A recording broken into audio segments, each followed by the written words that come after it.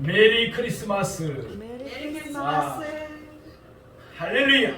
아멘. 오늘은 누가복음 2장 8절에서 14절 말씀을 본문으로 구주 예수님의 탄생 소식이란 제목으로 말씀의 은혜를 나누겠습니다.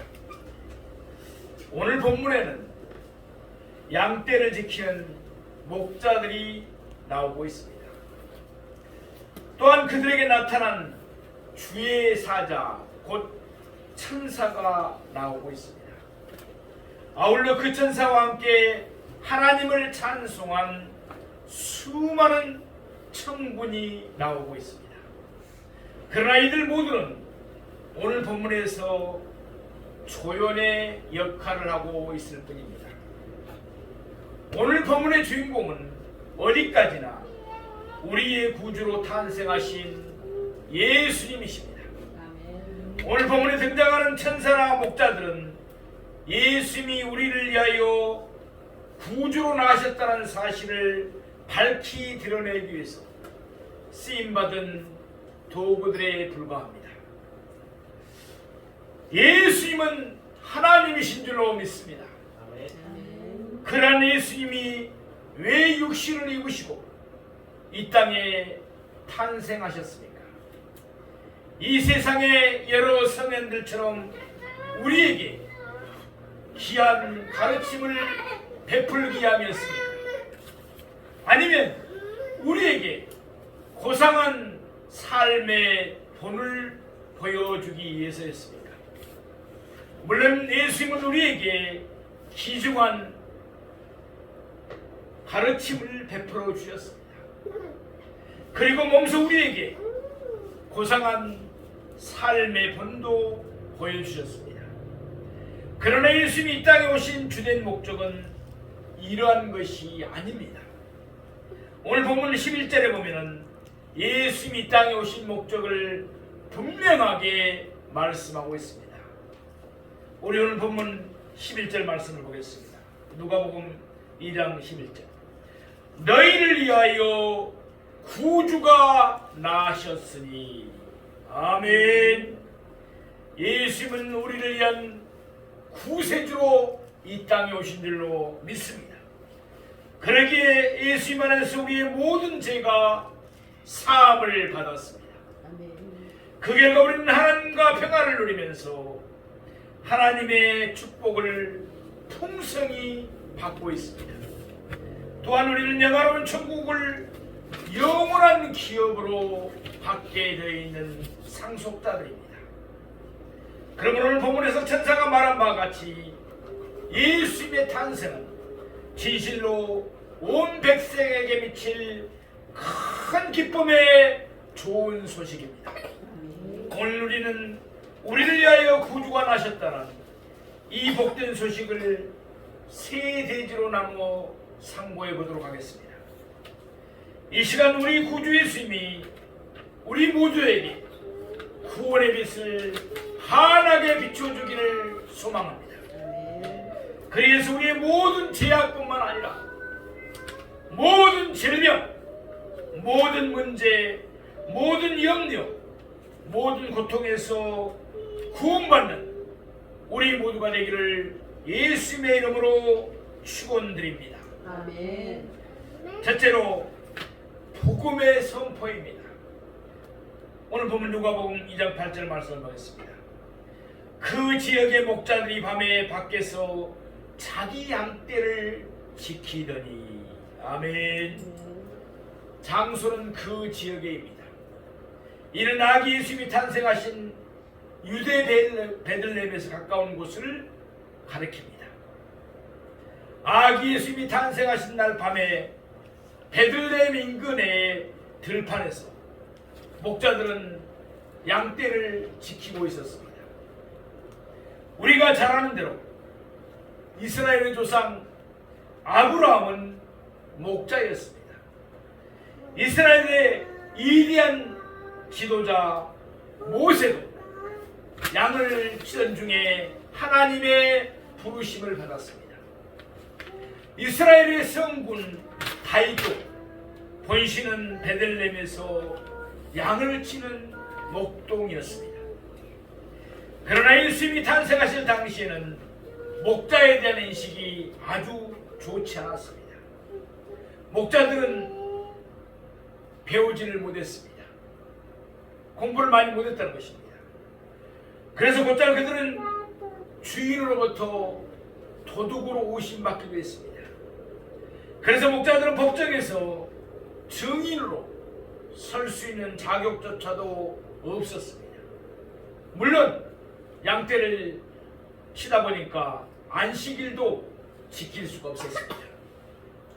그런데 바로 이와 같이 비천한 목자들에게 아기 예수님의 탄생 소식이 제일 먼저 전해졌습니다. 이는 결코 이상한 일이 아니었습니다. 이는 이미 선지자 이사야를 통해서 예언되었던 사실인 것입니다. 이사야 61장 1절 말씀입니다. 주 여호와의 영이 내게 내리셨으니 이는 여호와께서 내게 기름을 부으사 가난한 자에게 아름다운 소식을 전하게 하려 하심이라. 나를 보내사 마음이 상한 자를 고치며 포로된 자에게 자유를 갇힌 자에게 노임을 선포하며. 아멘. 이와 같이 메시아가 오실 때 그 아름다운 소식, 곧 복음은 가난한 자에게, 마음이 상한 자에게, 포로된 자에게, 또한 갇힌 자에게 전해지도록 예언되어 있었습니다. 그러므로 하나님은 낮고 비천한 자들에게 복음이 전해지게 하셨습니까? 고린도전서 1장 28절에서 29절에 있는 말씀입니다. 하나님께서 세상의 천한 것들과 멸시받는 것들과 없는 것들을 택하사 있는 것들을 폐하려 하시나니 이는 아무 육체도 하나님 앞에서 자랑하지 못하게 하려 하심이라. 아멘. 하나님은 사회적으로 천하고 멸시를 받으며 없는 계층인 목자들을 택하셨습니다. 그리고는 그들에게 천사를 보내셔서 아기 예수님의 탄생을 가장 먼저 알리셨습니다. 이는 아무도 하나님 앞에서 자랑하지 못하게 하려 하심이었습니다. 오늘 보면 누가복음 2장 20절 말씀을 보겠습니다. 목자들은 자기들에게 이르던 바와 같이 듣고 본 그 모든 것을 인하여 하나님께 영광을 돌리고 찬송하며 돌아가니라. 아멘. 목자들이 사회적으로 낮고 비천했을지는 모릅니다. 그러나 그들은 하나님께 영광을 돌리며 찬송할 정도로 영적으로는 높고 경건했습니다. 우리도 무슨 일을 하든지 목자들처럼 늘 하나님을 경외하며 경건하게 하나님의 구원과 이루를 바라보기를 소망합니다. 오늘 보면 누가복음 2장 9절 말씀을 보겠습니다. 주의 사자가 곁에 서고 주의 영광이 그들을 두루비치매 크게 무서워하는지라. 여기서 주의 사자는 천사를 가리킵니다. 천사의 이름은 기록되어 있지는 않습니다. 그러나 아마도 가브리엘일 가능성이 높습니다. 가브리엘은 기쁜 소식을 전하는 하나님의 천사장이죠.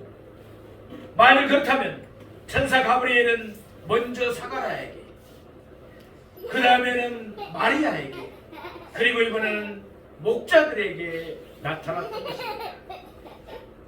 아직은 밤이 깊지 않았을 것입니다. 그래서 목자들은 모두가 깨어 있었을 것입니다. 바로 그때 하늘에서 내려온 천사가 호련히 목자들 곁에 있었습니다. 그와 함께 주의 영광, 곧 하나님의 영광이 목자들을 두루 비추었습니다. 하나님은 영이십니다. 그러므로 우리 눈에 보이지는 않습니다. 따라서 하나님은 자신을 우리에게 우리에게 나타날 때 빛난 영광으로 그 자신을 우리에게 나타내고는 합니다. 말하자면 이때 하나님은 하늘을 여시고 목자들에게 내려오셔서 자신을 나타냈던 것입니다. 그러면 주의 영광이 곧 하나님의 영광이 목자들을 두루 비출 때 목자들은 어떤 반응을 보였습니까? 그들은 크게 무서워했다고 했습니다. 이는 지극히 거룩하신 하나님의 임재 앞에서 죄인들이 마땅히 보일 수밖에 없는 반응일 것입니다. 우리가 마땅히 두려워할 하나님을 두려워할 때 하나님의 구원의 역사는 비로소 시작이 됩니다. 그러므로 우리는 사람을 두려워하지 말고 오직 한 분 하나님만을 두려워해야 합니다. 그러므로써 하나님의 은혜와 하나님의 구원의 역사를 날마다 체험하고 살아가는 우리 모두가 되기를 축복합니다. 우리 누가복음 2장 10절 말씀 보겠습니다. 천사가 이르되 무서워하지 말라. 보라 내가 온 백성에게 미칠 큰 기쁨의 좋은 소식을 너희에게 전하노라. 아멘. 크게 무서워하는 목자들에게 천사는 무서워하지 말라고 말하고 있습니다. 우리는 하나님을 마땅히 두려워해야 됩니다. 그러면서 하나님은 우리에게 무서워하지 말라고 말씀하시면서 우리에게 은혜를 베풀어 주신 줄로 믿습니다. 천사는 그들에게 좋은 소식을 전하러 왔습니다.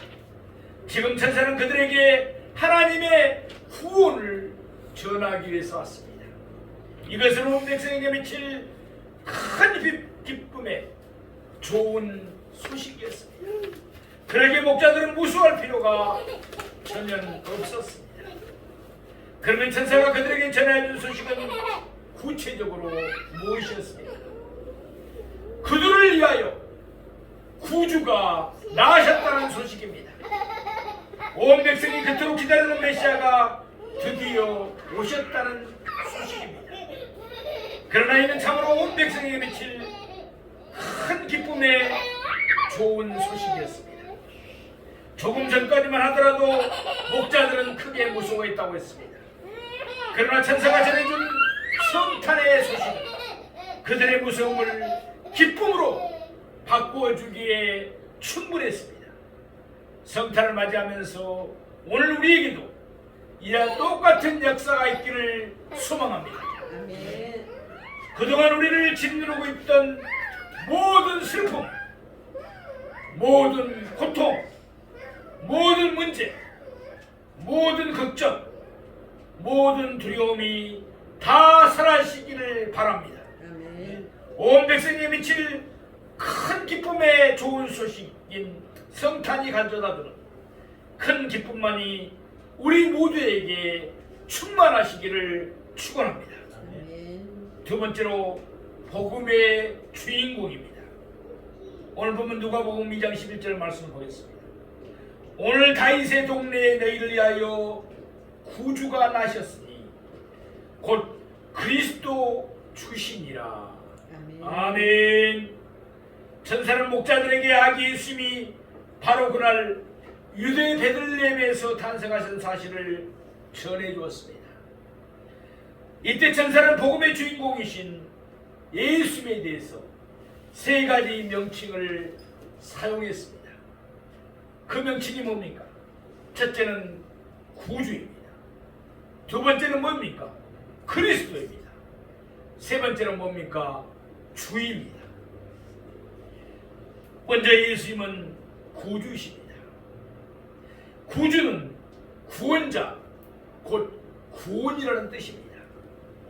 예수님은 우리의 구주인 줄로 믿습니다. 예수님은 우리를 무엇에서 구원하셨습니까? 물론 예수님은 우리들의 모든 문제, 모든 질병, 모든 고통, 모든 근심, 모든 위험에서 우리를 구원해 주십니다. 그러나 이러한 것들은 사람마다 다르게 나타나죠. 예수의 탄생은 분명 온 백성에게 미칠 큰 기쁨의 좋은 소식이어야 합니다. 아멘. 그러기 위해서 예수님은 온 백성이 가진 공통적인 문제에서 우리를 구원하셔야 합니다. 그것이 바로 무엇입니까? 바로 죄의 문제인 것입니다. 마태복음 1장 21절 말씀에 보면은 아들을 낳으리니 이름을 예수로 하라. 이는 그가 자기 백성을 저희 죄에서 구원할 자이심이라 하니라. 아멘. 아멘. 예수님이 우리의 구세주가 되어서 우리의 모든 죄를 담당하셨습니다. 그리함으로써 예수님은 그를 믿는 모든 사람을 사망에서 생명으로 옮겨주신 줄로 믿습니다. 아멘. 심판에서 영생으로 옮겨주신 줄로 믿습니다. 아멘. 그러기에 예수님의 탄생은 온 세상에 미칠 큰 기쁨의 좋은 소식인 것입니다. 아멘. 예수님은 그리스도이십니다. 아멘. 사무엘하 23장 1절에 보면 이는 다윗의 마지막 말이라. 이새의 아들 다윗이 말하며 높이 올리운 자 야곱의 하나님에게 기름 부음을 받은 자 이스라엘의 노래 잘하는 자가 말하도다. 아멘. 여기에 기름 부은 자라는 말씀이 나옵니다. 이를 히브리어로는 메시아라고 하고 헬라어로는 그리스도라고 말합니다. 사람에게 기름을 붓는 것은 그 사람을 높이기 위함입니다. 구약시대의 왕과 제사장, 선지자에게 기름을 부어서 그들을 높였습니다. 구약성경은 장차 메시아가 오셔서 자기 백성들을 구원할 것이라고 예언했습니다. 그 예언대로 예수님은 메시아로 오셨습니다. 신약성경은 예수님이 왕과 제사장과 선지자의 직분을 동시에 가지신 그리스도로 오신 것을 밝히고 있습니다. 누가복음 1장 33절 말씀입니다. 영원히 야곱의 집을 앙으로 다스리실 것이며 그 나라가 무궁하리라. 아멘. 예수님은 왕으로 오셨습니다. 왕 중에 왕으로 오셨습니다. 히브리서 3장 1절을 말씀합니다. 그러므로 함께 하늘의 부르심을 받은 거룩한 형제들아, 우리가 믿는 도리의 사도이시며 대제사장이신 예수를 깊이 생각하라. 아멘. 예수님은 대제사장으로 오셨습니다. 히브리서 1장 2절입니다. 이 모든 날 마지막에는 아들을 통하여 우리에게 말씀하셨으니 선지자로 오셨다는 것입니다. 할렐루야. 아멘. 이와 같이 예수님은 우리를 다스리시는 왕으로 오셨습니다. 우리를 하나님께로 인도하시는 대제사장으로 오셨습니다. 아울러 예수님은 우리에게 하나님의 말씀을 전하는 선지자로 오셨습니다. 아멘. 다시 말해서 예수님이 그리스도로 오신 목적은 우리를 위해서였습니다. 그러므로 천사의 말과 같이 예수님의 탄생은 온 백성에게 미칠 큰 기쁨의 좋은 소식임이 분명합니다. 예수님은 주입니다. 주인이라는 것입니다. 주는 하나님을 가리키는 칭호입니다. 예수님은 주 곧 하나님이십니다. 그런데 여호와의 증인이나 몰몬 교회에서는 이 사실을 인정하지 않습니다. 거리에 나가면은 파수대라는 책을 나눠주면서 전도하는 사람, 여호와의 증인들이죠. 사람이 죽어가도 피를 공급받지 않고 그런 사람들. 물론 그들도 예수님이 그리스도임을 믿습니다. 그러나 그들은 예수님을 하나님으로 믿지 않고 하나님에 의해서 창조된 피조물이라고만 생각합니다. 그러기에 그들은 진정한 기독교가 아니고 이단인 것입니다. 이사야 9장 6절 말씀입니다. 이는 한 나귀가 우리에게 낳고 한 아들을 우리에게 주신 바 되었는데 그의 어깨에는 정사를 메었고 그의 이름은 기묘자라 모사라 전능하신 하나님이라 용존하신 아버지라 평강의 왕이라 할 것입니다. 아멘. 선지자 이사야가 예언한 말씀대로 베들레헴에서 탄생하신 아기 예수님은 분명히 전능하신 하나님이십니다.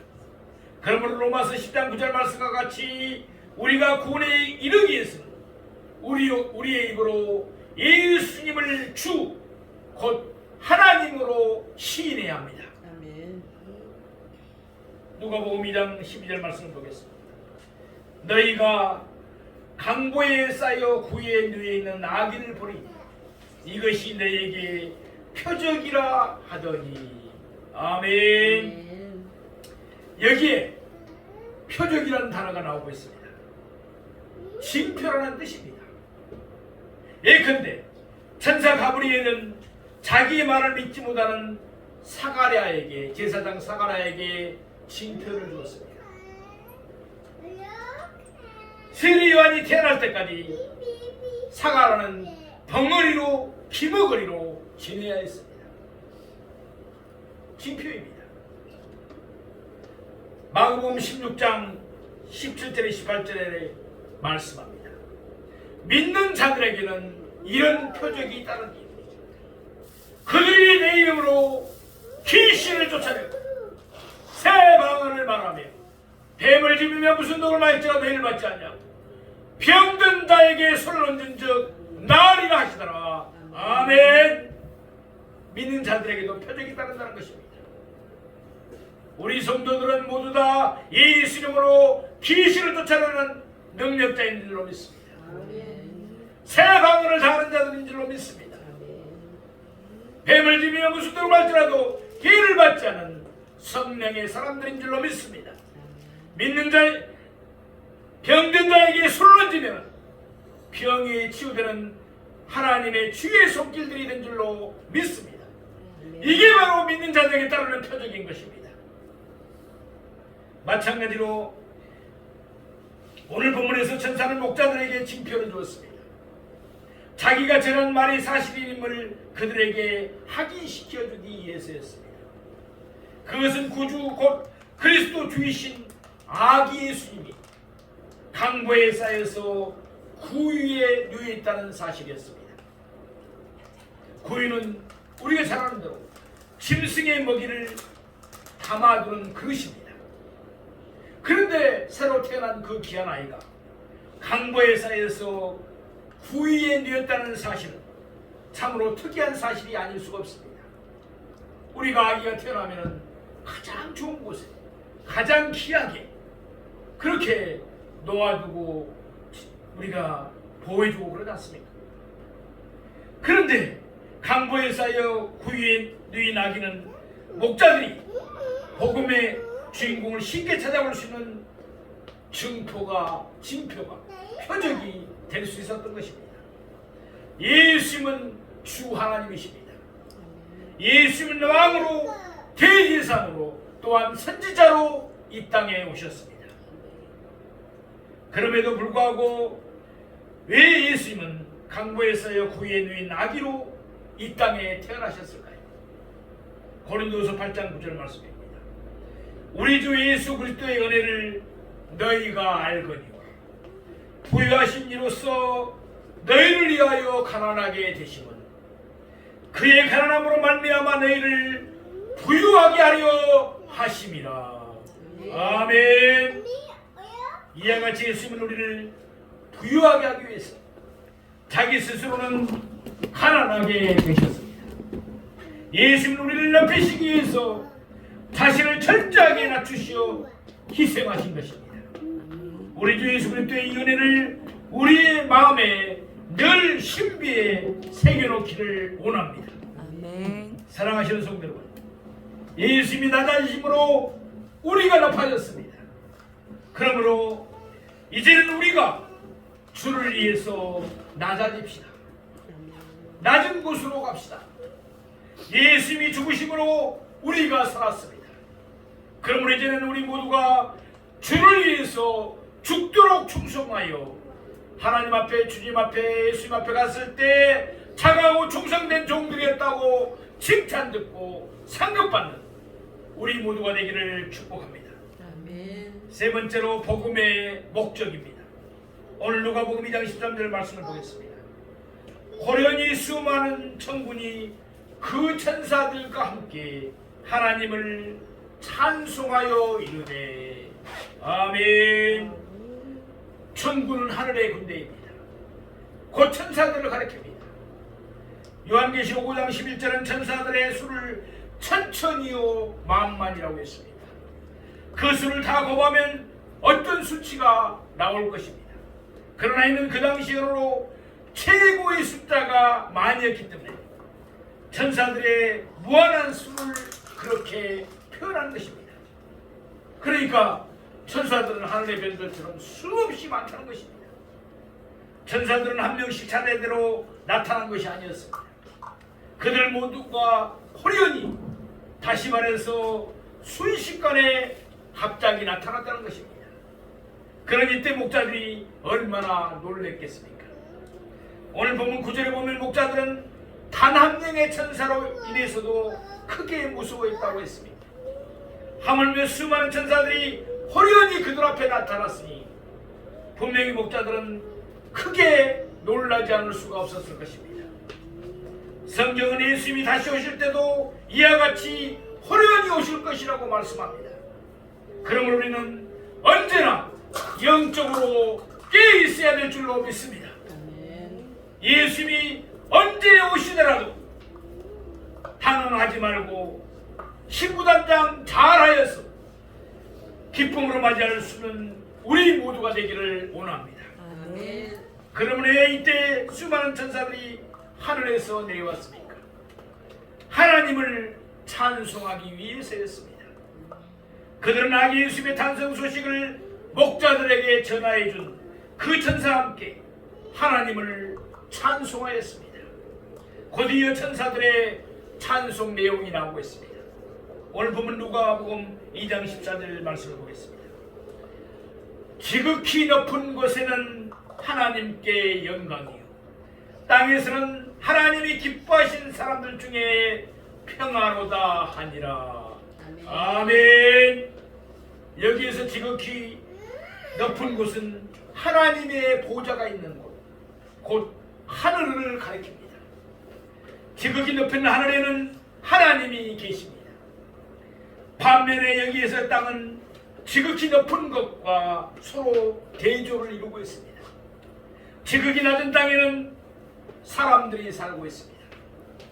천사들은 하늘에 계신 하나님께 영광을 돌렸습니다. 그리고 땅에서는 사람들 중에 평화가 있음을 노래했습니다. 그러면 사람들 중에 있는 평화란 무엇입니까? 이것은 마음의 평화나 심령의 고요함만을 가리키는 말이 아닙니다.